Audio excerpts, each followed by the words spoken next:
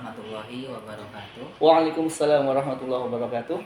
Selamat datang semua di podcast kami, podcast menarik, podcast spiritualis dan podcast yang bermanfaat untuk kita semua. Oke, pada kali ini podcast kami ingin membahas suatu konsep yang dimana konsepnya itu sudah sering dibicarakan di sekitar kita, baik itu di kalangan mahasiswa, di kalangan ulama, bahkan masyarakat awam pun juga membahasnya.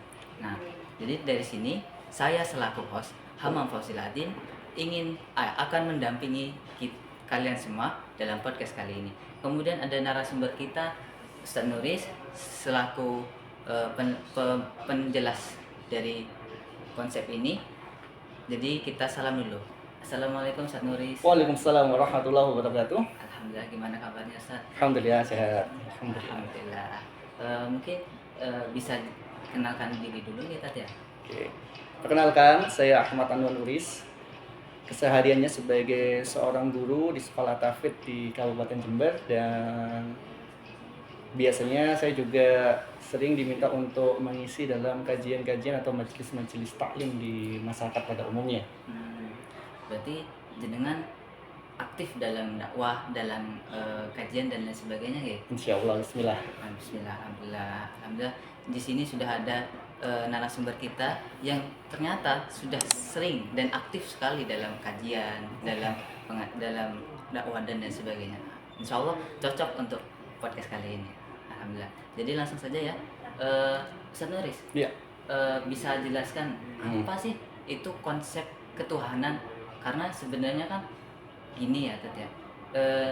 Kita itu sebenarnya sudah mengimani dan lain sebagainya. Cuma kadang permasalahannya itu ketika kita itu menjawab bagaimana kita itu percaya kepada Tuhan. Maksudnya itu seperti apa selain ibadah? Apakah kita bisa misal membuktikan adanya Tuhan tanpa memakai dalil dan sebagainya? Mungkin bisa jelaskan? Oke, jadi di dalam perkara keimanan ya, terutama terkait dengan pembahasan akidah di rukun iman yang pertama, itu adalah keimanan kepada Allah. Memang keimanan kepada Allah itu haruslah disandarkan kepada sandaran yang kuat, kepada asas yang kuat. Nah, menarik tadi pertanyaan, bagaimana kemudian kita mengimani Allah Subhanahu wa taala tanpa kemudian kita merujuk kepada dalil-dalil nakli ya, dalil-dalil nakli seperti Al-Qur'an dan As-Sunnah. Saya ingin sedikit mengajak teman-teman untuk berpikir lebih jauh bahwa pada dasarnya manusia itu diberikan salah satu potensi oleh Allah Subhanahu wa taala itu berupa akal. Dan itu tidak dimiliki oleh makhluk ciptaan Allah selain manusia. Hewan tidak memiliki akal, dia punya otak tapi hanya mengandalkan insting. Akalnya nggak ada. Begitu juga dengan tumbuhan. Artinya akal yang Allah berikan ini adalah sebuah modal besar bagaimana seseorang itu, baik dia dilahirkan dari keluarga muslim ataukah dia tidak dilahirkan dari keluarga muslim, bagaimana akal itu digunakan untuk mengimani Allah Subhanahu wa taala. Nah, kalau kita ingin beriman, di dalam proses keimanan kepada Allah itu adalah sesuatu yang bisa dikatakan cukup panjang prosesnya. Kenapa? Karena kita menggunakan metode berpikir yang benar, berpikir dengan cara yang akliyah. Jadi kalau kita menggunakan akal ya, misalkan begini, saya punya handphone nih. Insya Allah semua teman-teman yang ada di sini punya handphone. Ada yang nggak punya handphone untuk mahasiswa? Pasti punya ya? Pasti punya. Banyak punya. Nah, pertanyaan saya, sebelum saya berbicara tentang handphone ini, kalau misalkan di meja ini ada kabel, ada baut, ada memori, ada kemudian baterai, yang kemudian ditata ya, apakah kemudian secara otomatis handphone itu jadi seketika? Tidak, pasti Enggak, ya? ada yang membuat itu. Oh ya, jadi cara berpikir kita yang pertama, adanya bahan-bahan tadi, bahan-bahan elektronika itu ya, itu tidak lantas membuat tiba-tiba HP itu muncul. Atau kemungkinan yang kedua, apakah HP itu muncul dari muka bumi seperti kecambah yang muncul ketika kita tanam di tanah?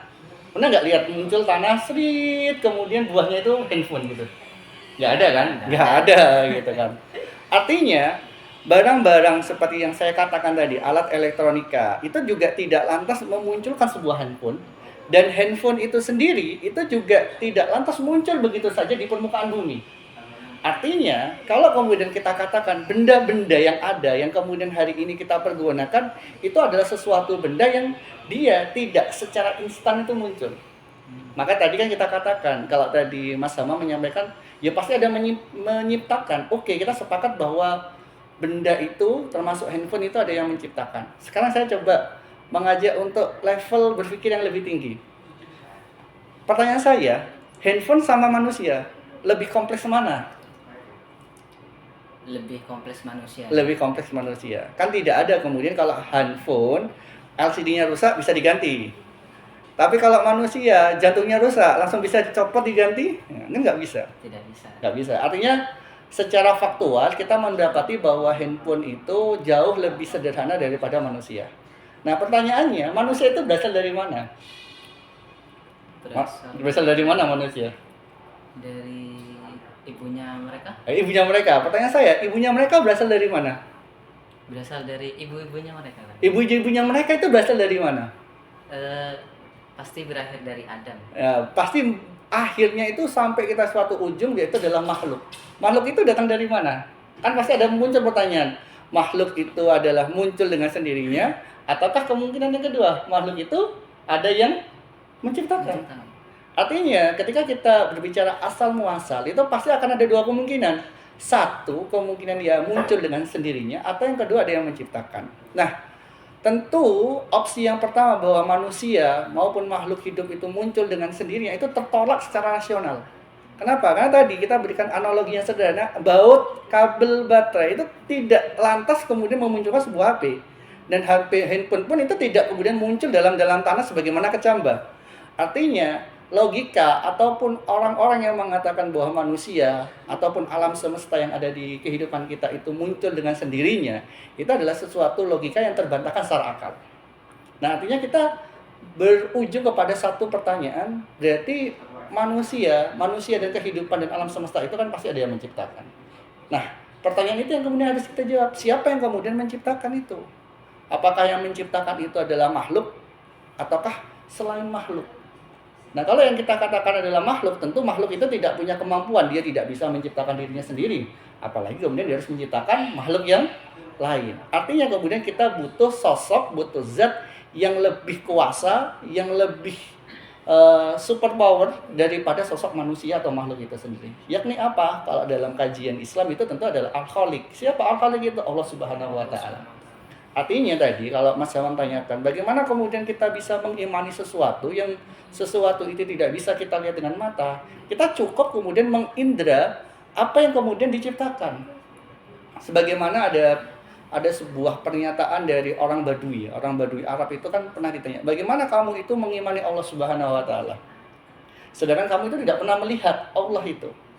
Adanya tai unta itu menunjukkan adanya unta. Artinya kita tidak harus tahu ada untanya, cukup tahu ada kotoran unta. Artinya kalau ada makhluk, berarti ada yang menciptakan. Nah, menciptakan itu siapa? Tentu adalah zat yang lebih hebat, yang lebih kuasa, yang lebih super power, yang tidak terbatas, yang punya kemampuan untuk menciptakan siapa? Kalau dalam perspektif Islam, ya Allah Subhanahu wa Ta'ala. Jadi, rangkaian metode berpikir itulah yang kemudian harus kita pahami bahwa mengimani Allah itu memang harus kita sandarkan bukan zatnya, bentuk zatnya, tapi keberadaan zatnya itu ada apa enggak. Ya kayak tadi kita berpikir, contoh ada udara itu kan bisa kita rasakan, tapi kan kita tidak tahu kemudian bentuk udara itu kayak apa. Tapi secara rasional kita tahu bahwa udara itu ada, tapi kemudian secara bentuk kita tidak masalah bentuknya seperti apa. Maka keimanan kepada Allah itu tadi poin pentingnya adalah bagaimana keimanan Allah itu disandarkan kepada berpikir yang benar bahwa untuk mengimani Allah kita cukup melihat bagaimana ciptaan-ciptaan Allah. Makanya kan di dalam Al-Qur'an itu kan disampaikan Inna fi khalqis samawati wal ard wa ikhtilafil laili wan nahar la ayatil liulil albab. Inna fi khalqis, sesungguhnya di dalam penciptaan, khalqis ya. Baik itu penciptaan langit dan bumi, ilas sama wal ard gitu ya. Apa? Ada tanda-tanda ulil albab. La ayatil liulil albab. Ada tanda-tanda orang-orang yang berpikir. Artinya apa tadi? Akal yang diberikan oleh Allah sebagai potensi untuk berpikir, itulah yang kemudian kita bisa menyandarkan bahwa manusia itu adalah diciptakan oleh Allah. Artinya jadi manusia itu bukan sesuatu yang kemudian ada dengan sendirinya sebagaimana kecambah itu muncul dari permukaan tanah, ataupun karena kita adalah komponennya itu terbuat dari tanah, tiba-tiba tanah itu langsung jadi manusia, kan nggak ada seperti itu. Gitu Mas Ahmad. Oh, berarti cara membuktikannya sederhana ya Tat ya. Betul. Yakni bagaimana kita melihat penciptaannya sendiri. Yaps. Karena pasti makhluk, yang dari kata makhluk saja itu pasti asal katanya kan dari kata khalaqa yakhluqu, dan makhluk itu sendiri berarti sesuatu yang diciptakan. Betul. Nah, berarti dari makhluk sendiri itu ada penciptanya ya Tat Iya, ya. betul sekali. Simple sebenarnya ya teman-temannya, cara kita itu membuktikan dan bagaimana sebenarnya kita itu mengimani 100% keberadaan Tuhan itu sendiri ya. Ini sebenarnya sering jadi masalah di antara masyarakat kita ya. Cara pembuktian dengan sains sebenarnya juga gampang ya, seperti yang dijelaskan tadi ya. Nah, baik Dad.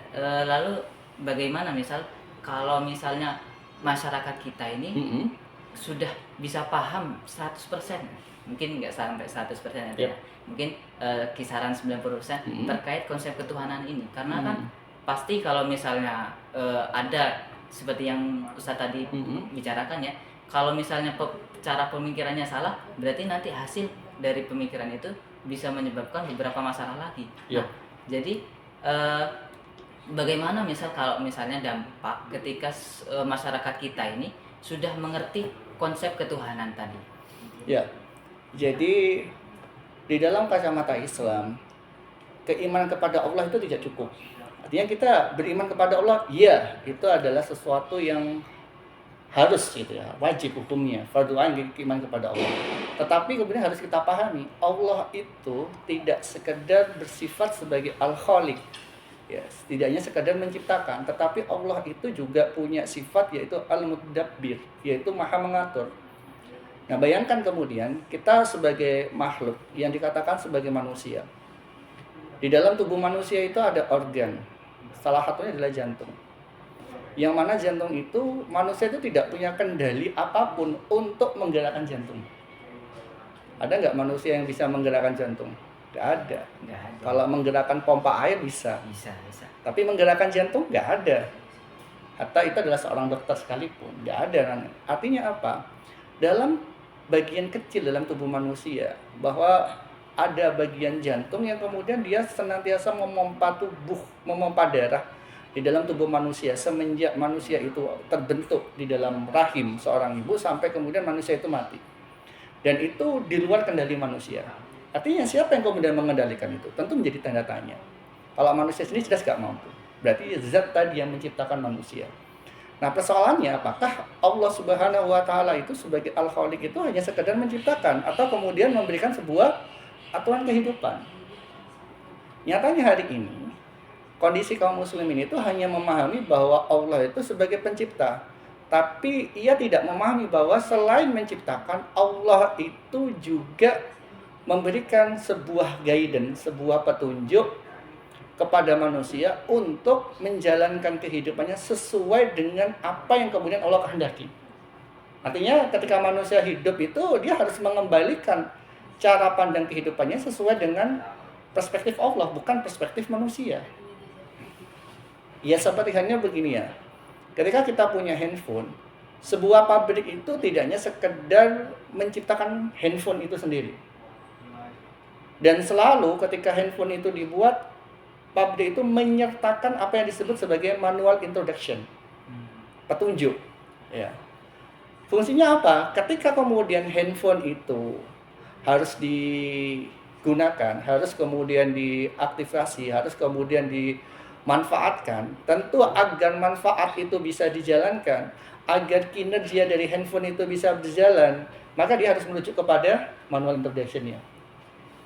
Kalau handphone itu mengalami kerusakan, maka handphone itu harus dibawa ke tukang servis. Nggak mungkin kan handphone rusak kemudian kita masukkan ke mesin cuci? Ini jelas kan nggak mungkin. Nggak mungkin. Artinya apa? Dalam kehidupan kita, dalam benda-benda yang dibuat oleh manusia, itu selalu disertakan manual introduction agar benda itu bisa berjalan sesuai dengan tupoksi sebagai fungsi yang kemudian tujuan itu dibuat.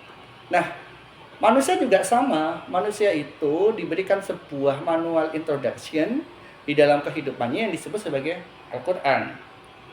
Makanya kan kemudian Allah Subhanahu wa taala itu kan berfirman, "Wa nazzalna 'alaikal kitaba tibyana likulli syai'in." Jadi dalam surat An-Nahl ayat 89 Allah itu berfirman, "Wa nazzalna 'alaika," dan kami turunkan kepada kalian itu Alkitab. Untuk apa? Tibyana likulli syai'in, untuk menjelaskan segala sesuatu. Dan kemudian wa huda sebagai petunjuk, wa rahmah sebagai rahmat, wa busra dan sebagai kabar gembira bagi lil muslimin, bagi kaum muslimin. Artinya kita harus memahami bahwa Allah itu tidak sekedar menciptakan kita di dunia, tapi Allah itu juga punya tujuan, punya goals. Goalsnya itu apa? Yaitu adalah goalsnya itu disampaikan di dalam surat Az-Zariyat ayat 56. Bahwa tidaklah aku ciptakan jin dan manusia, wa ma khalaqtul jinna wal insa illa liya'budun, dan tidaklah aku ciptakan jin dan manusia itu kecuali untuk beribadah kepadaku. Artinya penciptaan kita di dunia itu adalah sesuatu yang kemudian ada dengan maksud tujuan, ada maksud tertentu kenapa kita diciptakan, apa? Untuk tadi beribadah kepada Allah Subhanahu wa taala. Dan itu memang harus kita pahami. Jadi artinya kehidupan kita itu suka tidak suka, ridho tidak ridho, senang tidak senang, ketika kita diciptakan sebagai manusia, kita itu punya tanggung jawab ketika kita beriman kepada Allah. Tanggung jawabnya adalah menjalankan segala bentuk perintah dan larangan Allah. Itu Mas Saman. Jadi kalau misalnya masyarakat kita itu sudah mengimani gitu ya, Tat ya. Ternyata mengimani Tuhan itu tidak cukup hanya sekedar mengimani saja ya, Tat, Betul. tapi mengikuti apa-apa yang diperintahkannya. Dan itu bukan hanya pada sholat, pada puasa dan lain sebagainya, Tat ya. Ternyata dijelaskan juga itu semua di dalam Al-Quran dan As-Sunnah ya, Tat ya. Nah, dan juga dari yang dibicarakan oleh Ustaz Nuris tadi itu, ternyata Allah sendiri itu, Allah Subhanahu wa taala sendiri itu juga telah menurunkan beberapa aturan, beberapa perintah yang dimana seharusnya kita itu mengikutinya. Gitu ya, Tat ya. Ya, betul. Jadi begini, Islam itu ya, jadi kan Al-Qur'an itu kemudian diwahyukan kepada Muhammad bin Abdullah yang kemudian beliau diangkat sebagai Rasulullah Shallallahu alaihi wasallam. Jadi Al-Qur'an itu kan sebagai pertanda datangnya Islam. Dan kemudian Islam itu tadi, benar katanya Mas Samun tadi, dia tidak hanya mencukupkan hanya pada tataran keimanan. Menarik kalau kemudian kita mentadaburi Quran surat Ali Imran ayat 104 ya. 102. Ya ayyuhalladzina amanu taqullaha haqqa tuqatih wa la tamutunna illa wa antum muslimun. Ya ayyuhalladzina amanu. Wahai orang-orang yang beriman. Jadi Allah itu memberikan sebuah panggilan romantis ya. Panggilan sayang kepada siapa? Kepada makhluk tersayangnya. Siapa? Manusia. Dan manusia tidak sembarang manusia, tetapi kemudian yang disebut itu adalah ya ayyuhalladzina amanu, orang-orang yang beriman. Ya, berarti spesifik itu. Kenapa? Karena di dalam Al-Qur'an juga ada ayat-ayat yang diawal dengan ya ayyuhan nas. Nah, tapi di situ disampaikan ya ayyuhalladzina amanu, orang-orang yang beriman. Tetapi ayat itu dilanjutkan ya ayyuhalladzina amanu taqullah, wahai orang-orang yang beriman, bertakwalah kepada Allah. Aneh banget gitu ya kalau orang itu mentadabburi ayat itu. Kita kan sudah beriman. Artinya beriman itu kan mengimani Allah, membenarkan Allah, meyakini apa yang kemudian Allah turunkan, segala bentuk aturan hidup bagi kita gitu. Tapi kemudian dilanjutkan oleh Allah itu dalam firman-Nya. Ya ayyuhalladzina amanu taqullah, bertakwalah kepada Allah. Artinya iman saja tidak cukup. Makanya kan iman kemudian disandingkan bertakwa kepada Allah. Artinya berarti kita menemukan orang-orang muslim tetapi dia tidak bertakwa kepada Allah. Tidak bertakwa kepada Allah. Artinya apa? Tidak bertakwa itu berarti secara i'tiqadi, secara akidah dia meyakini Allah. Tapi kemudian bentuk pembangkangan terhadap ketakwaan kepada Allah adalah dia tidak melakukan dan menjalankan apa yang sudah diperintahkan oleh Allah. Dan kemudian ayat itu kan di closing.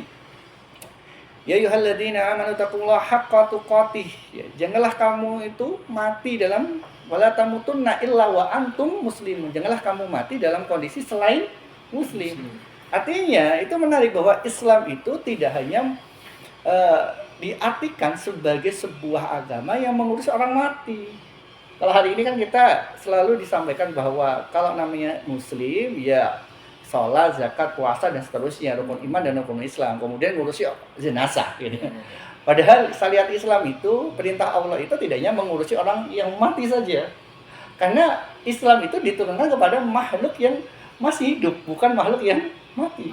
Nah, makanya kalau teman-teman baca ya, teman-teman kadang-kadang kan kita butuh ya untuk memahami dalam doa iftitah. Tahu doa iftitah ya? Doa yang dibaca setelah kita takbiratul ihram di saat salat wajib, salat fardu. Bahwa inna sholati wa nusuki wa mahyaya wa mamati lillahi rabbil alamin. Inna sholati sesungguhnya salatku, wa nusuki ibadahku, wa mahyaya hidupku, wa mamati matiku lillahi rabbil alamin. Artinya apa? Ketika kita baca setidaknya doa iftitah itu sehari 5 kali di dalam salat fardu, dan kita tahu bahwa perintah Allah itu bukan sekedar wa mamati gitu, bukan hanya sekedar urusan orang mati, tapi apa? Inna sholati, sholatku, wa nusuki ibadahku, berarti semua ibadah itu, wa mahyaya hidupku itu lillah untuk Allah. Artinya semua aspek kehidupan itu juga ada aturan perintah larangan dari Allah Subhanahu. Jadi nggak cukup mengimani saja, karena nanti kalau mengimani saja dia belum pada tataran ittaqullah tadi ya, wala tamutunna illa wa antum muslimun. Oh, jadi seperti itu adanya. Berarti didapatkan kesimpulan dari semua pembahasan tadi itu sebenarnya konsep ketuhanan itu sederhana dan bisa kita buktikan bahwa Tuhan itu nyata dengan sains, bukan hanya dengan dalil. Sebagaimana yang dijelaskan oleh Ustaz Nuris ya, tadi itu kita itu bisa membuktikannya seperti kita membuktikan bahwa makhluk itu kan pasti sesuatu yang diciptakan. Nah, itu berarti ada yang penciptakannya. Nah, lalu dari sini juga Ustaz Nuris juga sudah menyampaikan bahwasannya Allah itu mengimani Allah Subhanahu wa taala itu tidak hanya sekedar mengimani saja, tapi juga mengikuti seluruh perintah dan larangannya. Baik itu dalam aspek ibadah, bahkan sampai kehidupan kita pun dari bangun hingga tidur lagi itu semua sudah ada aturannya. Nah, dari sini juga Allah Subhanahu wa taala telah menurunkan Al-Qur'an sebagai pedoman hidup kita. Itu ya Tat ya. Nah, alhamdulillah sudah sampai di penghujung podcast kali ini. Terima kasih kepada Ustaz Nuris ya, sebagai narasumber kita yang sudah menjelaskan secara gamblang dan jelas ya tadi ya Tat ya. Alhamdulillah sekali. Dari saya sekian dari saya. Mohon maaf jika ada kesalahan dan mungkin ada kelalaian di sini. Wabillahi taufiq wal hidayah. Wassalamualaikum warahmatullahi wabarakatuh. Waalaikumsalam warahmatullahi wabarakatuh.